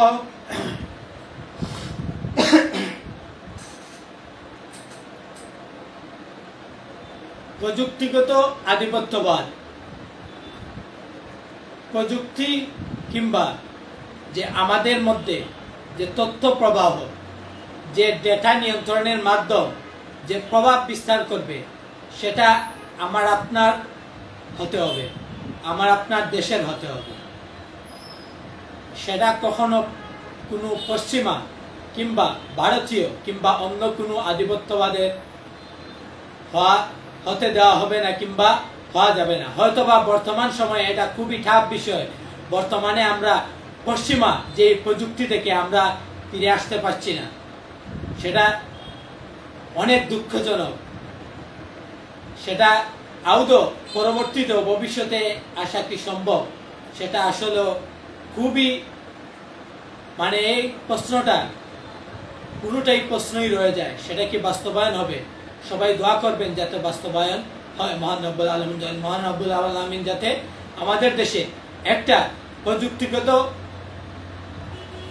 একটি নির্ভর দেশ হিসাবে আমাদের দেশকে গড়ে তোলে, যাতে বাইরে দেশে যেমন মনে করেন এই প্রযুক্তির দিক দিয়ে প্রথমেই যেমন মনে করেন গুগলের মাধ্যমে কিভাবে এই বর্তমান যেই তথ্য প্রবাহগুলা, যেই টেকনোলজি আমরা বর্তমানে চালাচ্ছি কিংবা আমিও বলতেছি, সেটাই তো বাইরে দেশে, সেটাই তো ভিন দেশে। গুগলই বলেন কিংবা ফেসবুকই বলেন কিংবা ইউটিউবই বলেন কিংবা অ্যামাজনই, যেমন মনে করেন কেনাকাটার জন্য অনেকেই ভিন্ন যারা বিত্তশালী রয়েছেন, অ্যামাজনই বলেন কিংবা আলিবাবাই বলেন কিংবা আরো বিভিন্ন প্ল্যাটফর্মগুলো রয়েছে, সব প্ল্যাটফর্মেই ভিন দেশিদের। অবশ্যই আমার দেশের দেশপ্রেমিক ভাইয়েরা অবশ্যই আবদার রাখতে হবে রাষ্ট্রের কাছে, এবং রাষ্ট্রকে এটা অবশ্যই রাষ্ট্রের কাছে দায়বদ্ধ যে আমাদের দেশে কিভাবে এই প্রযুক্তিগত একটি তথ্য নির্ভরশীল দেশ আমাদের দেশকে কিভাবে করা সম্ভব, সেটা সম্পর্কে আমাদের দেশকে সর্বসময় যাতে আমার আপনার কিংবা আরো বিভিন্ন বুদ্ধিজীবী, জার্নালিস্ট, বিভিন্ন শিক্ষাজীবী, গুরুজন, ভাই বোনেরা এবং যারা আরো বিভিন্ন প্ল্যাটফর্মের সাথে জড়িত রয়েছেন, সবাইকে যাতে ঐক্যবদ্ধভাবে হয়ে বাংলাদেশের জন্য কাজ করে। এবং এটা সম্পর্কে সবচেয়ে বেশি দায় হচ্ছে রাষ্ট্রের। অবশ্যই এই দায় রাষ্ট্রে এড়াতে পারে না। এই দায় এই জন্যই বললাম আপনাদেরকে যে রাষ্ট্র অবশ্যই একটি দেশকে সুষ্ঠু কাঠামোভাবে যে কোনো দেশের আধিপত্যবাদ থেকে সরে এসে আমাদের দেশে একটি সর্বকাঠামো, সর্বাঙ্গনে, সর্ব অঙ্গমহলে, সর্বস্তরে, সর্ব জায়গায় যদি আমার আপনার দেশটাকে যদি একটা রাষ্ট্রীয় কাঠামোগতভাবে ডেভেলপ করতে পারে একটি রাষ্ট্র, আমাদের দেশ যদি ডেভেলপ করতে পারে, তাহলে অবশ্যই যে কোনো দেশ তথ্য নির্ভরশীল দেশ হবে অবশ্যই। তাহলে গুগল কিংবা ইউটিউব কিংবা ফেসবুক কিংবা আরো বিভিন্ন, আপনাদেরকে বললাম যে বিভিন্ন অ্যামাজন কিংবা আলিবাবা কিংবা আরো বিভিন্ন সোশ্যাল প্ল্যাটফর্মের সাথে আমরা যাতে যুক্ত না হই, সেই জন্য আমাদের সবার এই বিষয়ে মনোযোগ থাকতে হবে যে রাষ্ট্রের কাছে অবশ্যই আমার আপনার এই দাবিগুলা উপস্থাপন করতে হবে। যেমন মনে করেন রাষ্ট্রের ধরন কিংবা নিয়ন্ত্রণের ক্ষেত্রে যে উদাহরণস্বরূপ হিসেবে যদি আমরা বলতে হয়, তাহলে আজ বলতে হবে যে রাজনৈতিক ক্ষেত্রে যদি বলতেই হয়, তাহলে সরকারি নীতি, অবশ্যই সরকারি নীতিকে অবশ্যই প্রাধান্য দিতে হবে। এই সরকারি নীতিটাই হতে হবে আমাদের দেশের দেশপ্রেম, আমাদের দেশের কিভাবে একটি সুষ্ঠু সুনির্ভর যাতে কোনো দেশের দাসত্বে আমরা না থাকি, আমাদের দেশের সুষ্ঠু কাঠামোবদ্ধভাবে আমাদের দেশের সর্ববিষয়ে যাতে মহান রব্বুল আলামিনের সাহায্যে সর্বকিছু সম্ভব, যাতে আমেরিকা কিংবা ভিনদেশী কিংবা ভারতীয় আধিপত্যবাদ থেকে আমরা যাতে সরে আসতে পারি, সেই বিষয়ে অবশ্যই রাষ্ট্রের এই নীতি বাইরে নয়, অবশ্যই সেই রাষ্ট্র অবশ্যই সেটাকে কাজে লাগাতে হবে। দ্বিতীয় যেটি বলবো, অর্থনৈতিক কাঠামোগত দিক দিয়ে, যেটা বাণিজ্যিক ঋণই বলেন কিংবা আমি বলেছি IMFI একটি সংস্থার মাধ্যমে কিংবা বহুজাতিক বিভিন্ন কোম্পানির মাধ্যমে যেভাবে চুক্তিবদ্ধ হচ্ছে, সেটা থেকে আমরা বেরিয়ে এসে যাতে আমরা অর্থনৈতিক বাণিজ্যটা কিভাবে শক্ত করতে পারি, সেদিকে একটি রাষ্ট্র যাতে সুনজর দৃষ্টিতে রাখে, সেটার প্রতি আমি রাষ্ট্রকে আহ্বান জানাবো। তৃতীয়টি বিষয়টি বলেছি, প্রথম আপনাদেরকে বলেছি সর্ব রাজনৈতিক দল যাতে এই সরকারি নীতিগুলাকে বাস্তবায়ন করার জন্য এবং সরকারি নীতিগুলা যাতে বাস্তবায়ন হয়, আমরা সবাই যাতে এই বিষয়গুলাকে আমরা প্রাধান্য দেই। সর্বপ্রথম আমরা যাতে কোনো দেশের আধিপত্যে আমরা আর থাকবো না, আমরা থাকতে চাইও না। সেদিকে রাজনৈতিক কিংবা অর্থনৈতিক কিংবা সাংস্কৃতিক কিংবা সামরিক কিংবা বুদ্ধিভিত্তিক কিংবা প্রযুক্তিগত যে কোনো কিছুতেই আমরা যাতে বাইরে দেশের কোনো কিছুতেই আমেরিকান বৈদেশিক হস্তক্ষেপ হতে না পারি, আমরা যাতে বহুজাতিক কোম্পানির সাথে বাইরে দেশের কোনো কোম্পানির যাতে আমাদের কোনো চুক্তি না যাতে না হয়, হলিউড কিংবা ফ্যাশন কিংবা ভাষা যাতে আমাদের দেশেই ভাষাই যাতে আমাদের কাছে সর্ববিশ্বেই যাতে উঁচু স্থানে থাকে, এই বহুজাতিক কোনো যাতে আমাদের দেশে বাস্তবায়ন না হয় এবং হলিউড কিংবা ফ্যাশন যে বিভিন্ন ছায়াছবি কিংবা যে পশ্চিমা কালচার যে ফ্যাশনগুলা থেকে এই কালচারগুলো থেকে পশ্চিমা কালচার এবং ভারতীয় কালচার সহ বিভিন্ন যে অর্থাৎ নোংরা যে কোনো দেশের নোংরা কালচার থেকে আমাদের থেকে ফিরে আসতে হবে। সেটা থেকে অবশ্যই আমার আপনার সচেতন থাকতে হবে, আমাদের সমাজকে সচেতন করতে হবে, আমাদের রাষ্ট্রকে সচেতন করতে হবে এবং রাষ্ট্রকে সচেতন হতেও হবে। যে কোনো পশ্চিমা আধিপত্যবাদ কিংবা ভারতীয় আধিপত্যবাদ কিংবা চীনা আধিপত্যবাদ যে কোনো আধিপত্যবাদ মোকাবেলা করার জন্য আমার আপনার সর্বসময় আমার আপনার উচিত যে এই বিষয়গুলা কাজে লাগানোর জন্য। তাই আপনাদের সামনে সর্বশেষ পয়েন্ট বলে আপনাদের সামন থেকে আমি বিদায় নিব। যে সর্বশেষ পয়েন্টটি হচ্ছে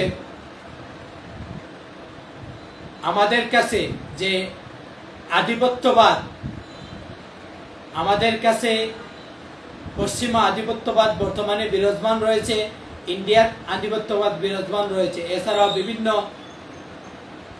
আধিপত্যবাদ বিরাজ করছে।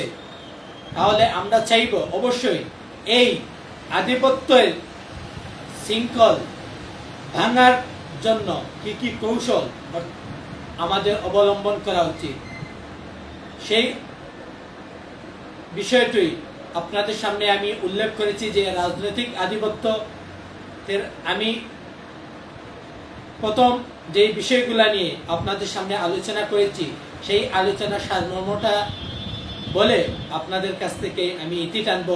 যে প্রথমেই আপনাদের সামনে বলেছি যে রাজনৈতিক আধিপত্য, আমরা স্বাধীন কিন্তু সিদ্ধান্তগুলো কেনে আমাদের বিবেককে জাগ্রত করতে হবে। আমরা মনে করি আমরা স্বাধীন, কিংবা আমরা কি আদৌ স্বাধীন? আমরা যদি স্বাধীন থাকতাম তাহলে আমাদের দেশে কেন বিভিন্ন আধিপত্যবাদ বিরাজ করে? কিন্তু আমাদের নীতি কিংবা বাজেট এমনকি যে কোনো, যেমন মনে করেন সামনে নির্বাচন আসতেছে, নির্বাচনেও ভিন্ন দেশের বিভিন্ন মেশিন বলে বিভিন্ন কিছুর সাথে আমরা কেন চুক্তিবদ্ধ হব? তাহলে কি আমরা পরাধীন? আপনাদের সামনে রাষ্ট্রের কাছে আমি এই প্রশ্নগুলা আমি ছুড়ে দিতে চাই এবং যে বা যারা বর্তমানে আমার সাথে যুক্ত আছেন এবং যে বা যারা শুনবেন সবাইকেই বলবো যে এই পয়েন্টগুলা আপনাদের সামনে আবারও বলছি যে জাতির সামনে এবং রাষ্ট্রের সামনে আমি এই বিষয়গুলা আমি প্রশ্ন করতে চাই। একটি রাষ্ট্র থেকে একটি সমাজ পরিবার পর্যন্ত যে রাজনৈতিক আধিপত্য, এই শিরোনামটাই যদি হয় আমরা স্বাধীন কিন্তু সিদ্ধান্তগুলো কে নেয়, সিদ্ধান্তগুলো বাইরে যদি বহিরাগত বিভিন্ন দেশগুলো যদি সিদ্ধান্ত নেয় তাহলে হবে না, আমাদের এগুলা থেকে বেরিয়ে আসতে হবে। তাহলে অবশ্যই আমরা মনে করি আমরা স্বাধীন কিন্তু আমাদের নীতি বাজেট কিংবা এমনকি নির্বাচনকেও যদি বিদেশি প্রভাব থাকে তাহলে আসলে আমরা কি স্বাধীন? এই প্রশ্ন আমি রাষ্ট্রের কাছে রেখে দিলাম। রাজনৈতিক আধিপত্যবাদ মানে একটি দেশ, জোট বা শক্তিশালী গোষ্ঠী অন্য দেশের সরকার, নীতি ও সিদ্ধান্ত প্রভাব বিস্তার করে নিজের স্বার্থ ব্যবহার করে। আমরা এটা থেকে অবশ্যই বেরিয়ে আসতে হবে। যেমন মনে করেন যুক্তরাষ্ট্র বা ইউরোপের কূটনৈতিক চাপ আমাদেরকে ফেস করতে হয়। ঋণের ক্ষেত্রেই বলেন, ঋণ অনুদান কিংবা যে কোনো বিনিময়ে নীতি পরিবর্তন, জাতিসংঘ গুটের বিনিময়ে সমর্থন কিংবা গণতন্ত্র প্রতিষ্ঠার সামরিক আগ্রাসন, এই বিভিন্ন উদাহরণগুলোর দিকে যদি আমরা তাকাই তাহলে এই সম্পর্কে ইসলাম কি বলে। মহান রব্বুল আলামিন পবিত্র কুরআনের সূরা নিসা 141 নম্বর আয়াতে মহান রব্বুল আলামিন বলেন যে, আর আল্লাহ অবিশ্বাসের জন্য মুমিনদের উপর কোনো পথ রাখেননি। সূরা নিসার 141 নম্বর আয়াতে মহান রব্বুল আলামিন বলেন, আর আল্লাহ অবিশ্বাসীদের জন্য মুমিনের উপর কোনো পথ রাখেননি। অর্থাৎ মুসলিম সমাজকে কখনো অন্য জাতির প্রভাব বা আধিপত্যের নিচে থাকতে দেওয়া উচিত নয়।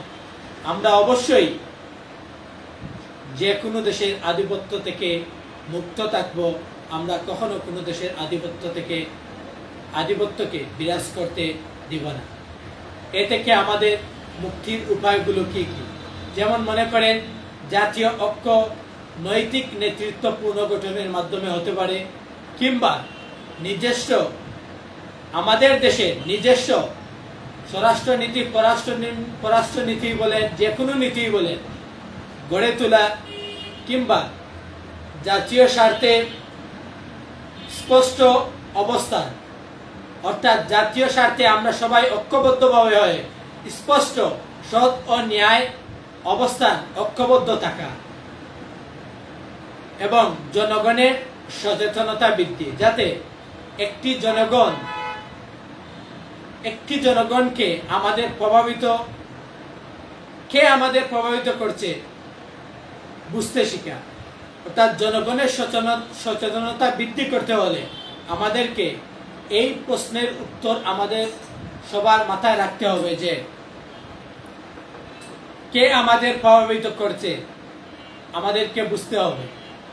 সেটা যদি ভারতীয় আধিপত্যবাদ হয়, সেটা যদি পশ্চিমা আমেরিকা আধিপত্যবাদ হয়, কিংবা যে কোনো দেশের আধিপত্যবাদ হয়, সেটা কোশ্চিনকালেও মেনে নেওয়ার নয়। অবশ্যই আমরা চাইব একটা দেশকে, আমার দেশের কাঠামোগতভাবে সবাই ঐক্যবদ্ধভাবে হয়ে রাজনৈতিক স্বাধীনতা সেটা কাগজে নয়।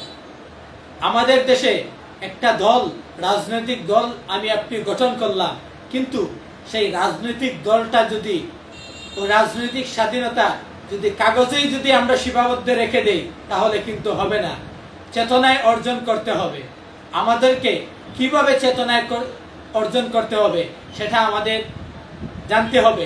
এই বার্তাটুকু আমাদের পরিবার, আমাদের সমাজে, আমাদের রাষ্ট্রে অবশ্যই পৌঁছাতে হবে। অর্থনৈতিক আধিপত্যবাদ সম্পর্কে যদি বলতেই হয়, আমাদের আজ অর্থনৈতিক, বিশেষ করে এই যে আমাদের পকেটের দাসত্ব, অর্থনৈতিক পকেটের দাসত্ব বলতে আপনারা উদাহরণ না দিলেই আপনারা অবশ্যই বুঝবেন যে এই অর্থনৈতিক দাসত্ব কিভাবে আমরা অর্থনীতি, আমাদের দেশটা দিন দিন কয়েকদিন পর অতীতের যে ফ্যাসিস্টরা কিভাবে আমাদের দেশটা হুমকির মুখে ফেলে গিয়েছিল। এখন আদৌ আমরা বিভিন্ন দেশের সাথে চুক্তিবদ্ধ, বিভিন্ন দেশের কাছে ঋণ নেয়ার জন্য আমরা বিভিন্ন চুক্তি করতেছি। সেটা সম্পর্কে কি আমার আপনার যে চেতনায় অর্জন করতে হয় সেটা কি আমার আপনার জানা?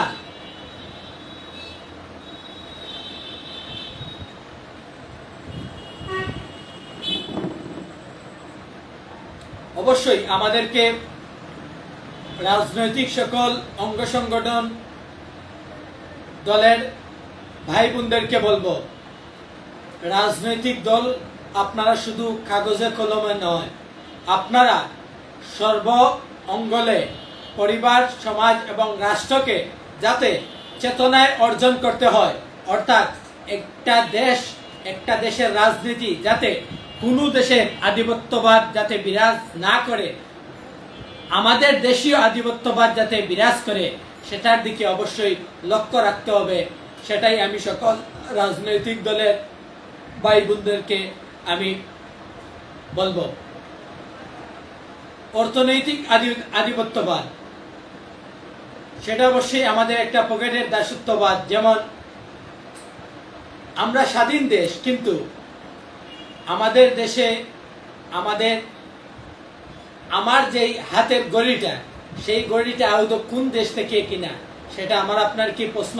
কিংবা আপনাদের সামনে যে আরো বিভিন্ন দামি ব্র্যান্ডগুলোর বিভিন্ন দেশে যে ফোন কিংবা যে কোনো কিছু চালাচ্ছেন, সেটা নিয়ে আপনাদের কাছে অর্থনৈতিক আধিপত্যবাদ নিয়ে আপনাদের কাছে এবং জাতি এবং রাষ্ট্রের কাছে এই প্রশ্নটা যে আমরা স্বাধীন দেশ, কিন্তু আমাদের টাকার দড়ি কার হাতে? আমাদের টাকার দড়ি যদি এই টাকার দড়িটা যদি তাকে আমার আমেরিকার ব্র্যান্ডের ঘড়ি কিনতে, যে সবচেয়ে বড় ব্র্যান্ড নাম এই কিংবা সেই কিংবা এই কিছু ভিন্ন কিছু যদি থাকতে পারে, যে আমরা যদি পশ্চিমা কিংবা ভারতীয় আধিপত্যবাদে যদি আমরা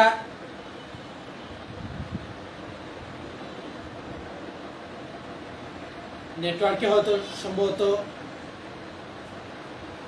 সমস্যা করতেছে, আমরা যদি আন্তর্জাতিক ইস্যুতে এই যে ভারতীয় আধিপত্যবাদ বলেন, আমেরিকান আধিপত্যবাদ বলেন, কিংবা পশ্চিমা কালচার কিংবা আরো বিভিন্ন, আপনাদেরকে তো বললাম যে পশ্চিমা কালচার যেভাবে বাংলাদেশে সয়লাভ, সেগুলো আমার আপনার পরিবারকে প্রথমেই সচেতন করতে হবে, তারপর সমাজ, তারপর রাষ্ট্র। সোশ্যাল মিডিয়া এবং বিভিন্ন প্ল্যাটফর্ম এবং যে কোনো অর্থনৈতিক কাঠামোর মাধ্যমে আমার আপনার যেই টাকাগুলা, সেই টাকাগুলা কি বিদেশি ব্র্যান্ডের ঘড়ি কিনে আমরা কি সেটাতে ব্যয় করছি, নাকি আমার দেশের একটি প্রোডাক্ট কিনে আমি আপনি ব্যয় করছি? সেটা কি আদৌ প্রশ্ন করছি? আমি আপনাদের সামনে একথাই বলবো যে আমার আপনার অবশ্যই সবারই এই বিষয় থেকে সরে আসা খুবই কঠিন। যে আমার আপনার কিংবা একটু আগে আপনাদের সামনে যেই আমি ঘড়িটা দেখিয়েছি, সেই ঘড়িটাই হচ্ছে আমার হাতের ঘড়িটাই যদি হয় মধ্যপ্রাচ্যের যে কোনো একটা দেশে, তাহলে আমার দেশে যে একটু আগে আপনাদের সামনে আমি যে উক্তিটি বলছি, আমরা স্বাধীন দেশ, কিন্তু আমাদের টাকার দড়ি কার হাতে? আমার এই মধ্যপ্রাচ্যে দুবাইয়ের এই ঘড়িটা হয়তোবা পৃথিবীর কয়েকটা ব্র্যান্ডের একটি ব্র্যান্ডের ঘড়ি হতে পারে, কিন্তু আমাদের এই টাকার দড়িটা কিন্তু এদের কাছে চলে গেছে। আমাদের এই টাকাটা ওদের জন্যই ওদের কাছেই আমরা দিচ্ছি। আমরা কেন আমাদের দেশের প্রোডাক্টগুলো ব্যবহার করতেছি না? আমরা কেন আমাদের দেশের পোশাক ব্যবহার করতেছি না? আমরা কেন আমাদের দেশের মা বোনদের ইজ্জত হেফাজত করতে পারতেছি না? আমরা যদি এই ধরনের আমাদের পরিবারকে যদি আমরা সচেতন করতে না পারি, তাহলে আমাদের সমাজ সচেতন করা সম্ভব নয়। আমাদের সমাজকে যদি আমরা সচেতন করতে না পারি, তাহলে আমাদের দেশকে সচেতন করা কঠিন কালেও সম্ভব নয়। তাই অবশ্যই আমার আপনার ভাই বোনদের, বিশেষ করে রাজনৈতিক এবং সামাজিক অঙ্গ সংগঠনের সকল ভাই বোনদেরকে আবারও বলবো, আপনারা অবশ্যই বাংলাদেশের সকল কিছুতেই যাতে কোনো দেশে আধিপত্যবাদ যাতে বিরাজ করতে না পারে, সেদিকে লক্ষ্য রাখবেন। সেই লক্ষ্য রেখেই আপনাদের রাজনৈতিক দলগুলো ঐক্যবদ্ধভাবে হয়ে কাজ করবেন। আমরা আজ সেটা থেকে সরিয়ে গেছি, তাই তো আমাদের দেশের এই অবস্থা, তাই তো আমাদের দেশের এই বিভিন্ন অশান্তি, অরাজকতা বিভিন্ন দেশে।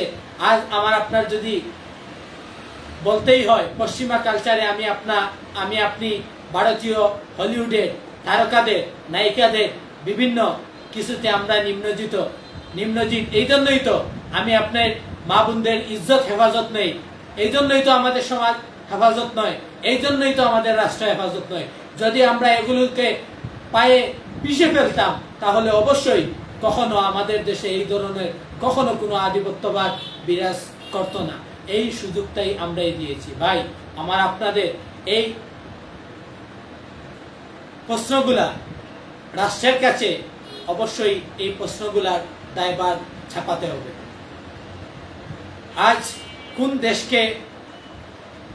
আজ আমাদের দেশে কোন দেশের দখলে?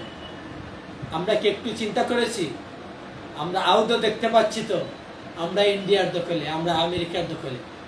আপনারা তো অবশ্য অনেকেই জানেন, হয়তো বা অনেকের গার লোম দাঁড়িয়ে যেতে পারে।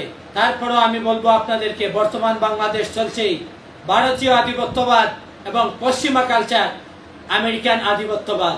এই আধিপত্যবাদকে আমার আপনার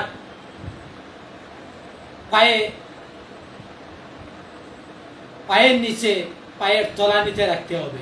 সেই জন্য আমার আপনার অবশ্যই সর্বসময় দেশের সর্বকাঠামো ইসলামিক এবং দেশের সার্বভৌমত্ব রক্ষার জন্য দেশকে সর্বপ্রথম কাজে লাগানোর জন্য দেশের সর্বকিছু অর্থনৈতিক, রাজনৈতিক কিংবা যে কোনো কাঠামোতেই যাতে আমি আপনি সেটাকে কাজে লাগানোর জন্য ব্যয় করতে পারি। দুঃখিত, আমার কথাটা আরেকটু সংক্ষেপ করতে হবে। আমার অলরেডি আমার ফোনটাও 1% পাওয়ার সিগন্যাল দিয়ে দিছে, তাই আপনাদের সামনে দুই একটা উদাহরণ দিয়ে আমি আমার কথা শেষ করব। যে মহান রাব্বুল আলামিন পবিত্র কোরআনে বলেন, আর তোমরা একে অপরের সম্পদ অন্যায়ভাবে ভক্ষণ করো না।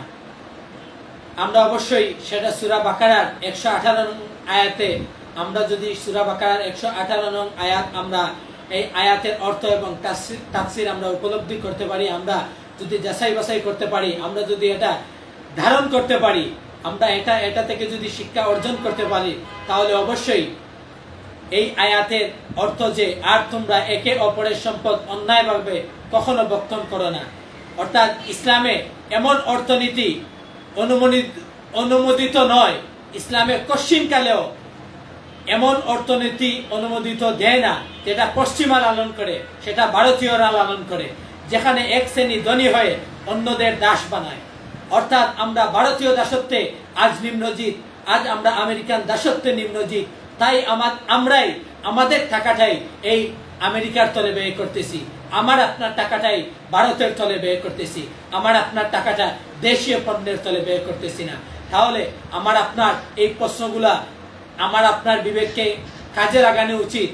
সবাই যদি আমার আপনার এই অর্থনৈতিক, যেহেতু টাকা ছাড়া কোনো কিছুই সম্ভব নয়, যে কোনো ক্ষেত্রেই একটা দেশ গঠন করতে হওয়া অর্থনৈতিক অবকাঠামো প্রয়োজন, এই অর্থনৈতিক ছাড়া কোনো কিছুই সম্ভব নয়। তাহলে আমার আপনার টাকাটা অবশ্যই আমি আপনি চাইবো যে বাংলাদেশের একটি প্রোডাক্ট নিয়ে চাইবো আমার দেশের টাকাটা যেন আমার দেশের দেশপ্রেমিক ভাই বোনদের, দেশপ্রেমিক ব্যবসায়িক ভাইদের তলে, যাতে আমাদের দেশের দেশপ্রেমিক ভাই বোনদেরকে যাতে আমি আপনি তাদেরকে উন্নত করতে পারি। এর মাধ্যমেই আমার আপনার টাকার মাধ্যমে আমার দেশ উন্নত করা সম্ভব। এই যেমন মনে করেন কৃষি ক্ষেত্রে কিংবা প্রযুক্তি ক্ষেত্রে কিংবা ব্যবসায়িক ক্ষেত্রে কিংবা যে কোনো ক্ষেত্রেই আপনারা সেটা ব্যবহার করতে পারেন। সেটা থেকে অবশ্যই পশ্চিমা কিংবা যে কোনো আধিপত্যবাদ থেকে আপনারা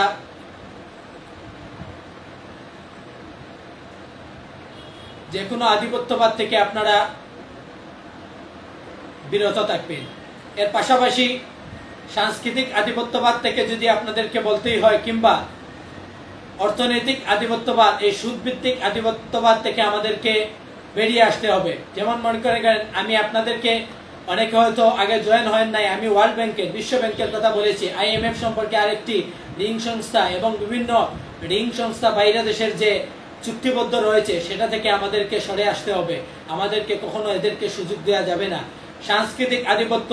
সাংস্কৃতিক আধিপত্যের শিরোনাম যদি আমি আপনাদেরকে বলতেই হয়, তারা আমাদেরকে এই সাংস্কৃতিক আধিপত্যের শিরোনাম টানতে হলে অবশ্যই তারা আমাদের দেশ দখল করেনি, কিন্তু আমাদের মন দখল করেছে। এই জন্যই তো আমি যে কথাগুলি বলতেছি সব কথাগুলোই এক একটা শিরোনাম টেনে আমি কথাগুলো শেষ করতেছি, বিকজ আমার ফোনটা একটু পরে অফ হয়ে যাবে। অলরেডি 1% সিগন্যাল অলরেডি দিয়ে দিছে। তাই আমি সাংস্কৃতিক আধিপত্যে এই প্রশ্নটুকু আপনাদের এবং রাষ্ট্রের কাছে রেখে দিচ্ছি যে আমাদের দেশের এই সাংস্কৃতিক আধিপত্য আমরা যদি এই কথাকে যদি আমরা উপলব্ধি করতে না পারি, তারা আমাদের দেশে দখল করেনি, কিন্তু আমাদের মন দখল করেছে। অর্থাৎ এই আমাদের টাকা পয়সা কিভাবে আমরা ব্যবহার করতেছি এটাকেই প্রশ্নবিদ্ধ করতেছে। বিশেষ করে আমি বলবো যে মুসলিম ভাই বোন যারা রয়েছে, অবশ্যই আমার আপনার এই ইসলামিক কালচার ধারণ করার জন্য আমি সবাইকে আহ্বান জানাবো। মহান রাব্বুল আলামিন আমাদেরকে সেই তৌফিক দান করুন। আমাদের গ্লোবাল বিশ্বের বিভিন্ন কালচারগুলো যে রয়েছে, বিভিন্ন আধিপত্যবাদগুলো রয়েছে, আমরা সকল রাজনৈতিক সামাজিক সর্বকাঠামো থেকে বিভিন্ন কালচার থেকে যাতে আমরা বেরিয়ে এসে আমাদের দেশে দেশপ্রেমিক রাষ্ট্র হিসাবে যাতে আমরা গঠন করতে পারি, এই আশাবাদ ব্যক্ত করে পবিত্র কোরআনের এবং রাসূল সাল্লাল্লাহু আলাইহি ওয়াসাল্লামের কয়েকটি হাদিস বলে আপনাদের সামনে আমি কথাগুলো শেষ করব। রাসূল সাল্লাল্লাহু আলাইহি ওয়াসাল্লাম বলেছেন, আবু দাউদের 4031 নম্বর হাদিস, যে কোনো জাতির অনুকরণ করবে, অর্থাৎ যে জাতির অনুকরণ করবে সে জাতির অন্তর্ভুক্ত হবে। আমরা অবশ্যই এই হাদিসের ব্যাখ্যা জানব যে ইসলাম বলে যে সংস্কৃতি মানে সভ্যতার পরিচয়, পোশাক, ভাষা, আচরণ সবকিছুই যেন আল্লাহ ভীতি, শালীনতা ও ন্যায়ের প্রতিফলন যাতে গঠন করতে, সেটাই মহান রাব্বুল আলামিন রাসূল সাল্লাল্লাহু আলাইহি ওয়াসাল্লামের মাধ্যমে আমার আপনাদের এই হাদিসের মধ্যে শিক্ষণীয়, যেমন বিশেষ করে নিজস্ব ইতিহাস সংস্কৃতি যাতে আমরা অনুধাবন করতে পারি, আমাদের মুসলিম সভ্যতা ঐতিহ্য যাতে ধারণ করতে পারি, আমাদেরকে বিভিন্ন সিনেমা থেকে আমরা যাতে বিভিন্ন সংবাদ, বিভিন্ন বাইরাদেশী সংবাদ মাধ্যমে যাতে বিরত থাকতে পারি, এমনকি বিভিন্ন যে কোনো দেশের অপসংস্কৃতি যাতে আমরা বিরত থাকতে পারি। অর্থাৎ এই প্রেক্ষিতেই যে জাতি নিজের সংস্কৃতি ভুলে যায় সে নিজের আত্মায় হারায়। অর্থাৎ এখন সময় এসেছে আমাদের পরিচয় ফিরিয়ে আনা। আমরা যে বাঙালি, আমরা সঠিক দেশপ্রেম হিসাবে আমাদের সকল দেশপ্রেমিক ভাই বোনদেরকে বলবো, আমরা রাজনৈতিক কাঠামো থেকে সর্বকাঠামো আমরা যাতে ইসলামিক এবং সুসংগঠিতভাবে সমাজে, রাষ্ট্রে আমরা যাতে এটা প্রতিফলন ঘটাতে পারি, এই আশাবাদ ব্যক্ত করে আপনাদের সামনে আমি আজ বিদায় নিচ্ছি।